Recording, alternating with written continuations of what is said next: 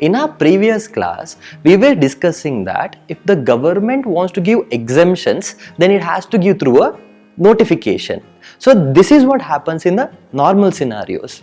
In normal cases, if government wants to give exemptions, then it will issue by a notification in an official gazette saying that from this date onwards, these goods and services are exempt from GST.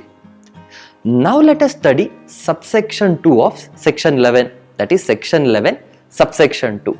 What does it say?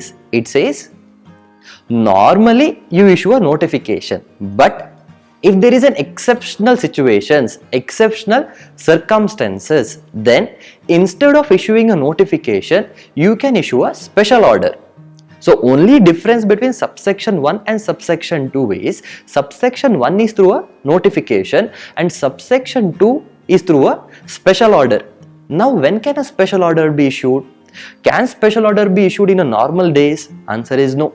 Only in the exceptional circumstances, government can say that, government can issue a special order and say that these particular goods or these particular services are exempted from GST. Let us take an example to understand this. Say there is a flood in one particular area. Okay, there is a flood in one particular area and government wants to exempt certain goods and services provided in that particular area.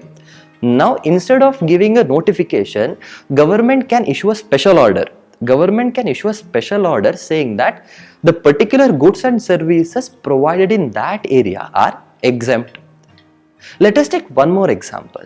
Say there is one medicine and there is an acute shortage of that medicine.